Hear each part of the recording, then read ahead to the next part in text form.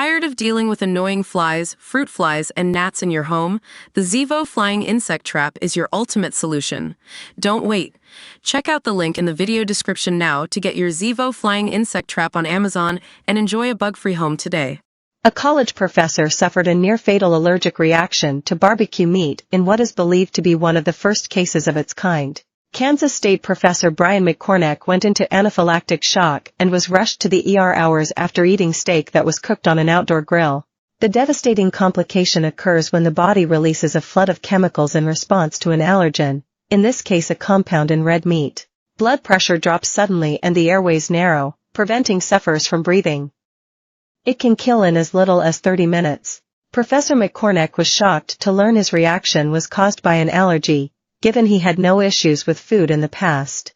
Through his work as an entomologist, the study of insects, he believes he has traced his complication back to a bizarre source, a tick. Professor McCornack first began experiencing digestive upset in August 2023, about a month before he was hospitalized, but it wasn't until he was sitting in a lecture that he connected his new allergy to ticks he had found on himself weeks earlier. He told local Kansas station KSN, "I didn't know what it was until a seminar. I started putting a lot of pieces together." His unexplained allergy was the result of a condition he contracted from the ticks, called alpha-gal syndrome, AGS. A tick's saliva can contain a sugar molecule called A-gal, and when ticks bite, its saliva can enter the bloodstream, sending the immune system into overdrive when someone eats red meats like beef, pork or lamb, or animal-based products like cheese. It comes from the Lone Star tick, which is mainly found in the southeastern U.S., but is increasingly being detected in northern, eastern and central parts of the country, according to the Mayo Clinic, as deer carry Lone Star ticks to new states. Professor McCornack believes his case stems from 2 ticks he found on himself after taking his dogs for a walk. He discovered one engorged small Lone Star tick and another adult Lone Star tick. He is not sure exactly when he developed AGS, however. The CDC said more than 110,000 suspected cases of AGS were identified in the U.S. between 2010 and 2022, but the number is likely higher because the condition is not required to be reported to the agency and many people may have it without knowing it. There is no cure or treatment for AGS other than avoiding red meat and other animal-derived products.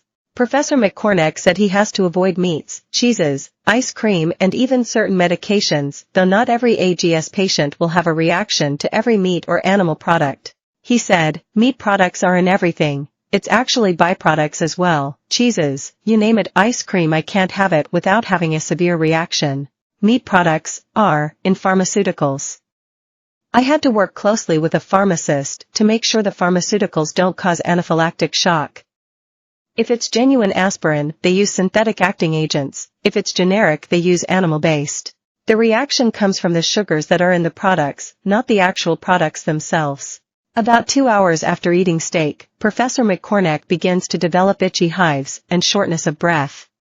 If he consumes a lot, his airways will begin to close and he could go into shock. The professor said, "There's a 2-hour delay post-meal, so you have red meat, it breaks it down, gets into your bloodstream and your immune system basically responds. The immune system says this is a foreign body." The Kansas Department of Health and Environment, KDHE, said last month that multiple Lone Star tick-borne diseases have been detected.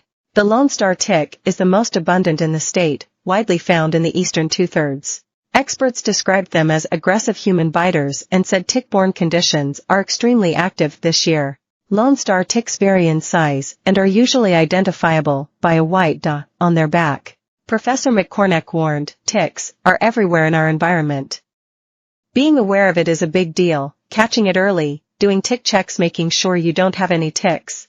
You want to check everywhere. Once they've attached, there's a chance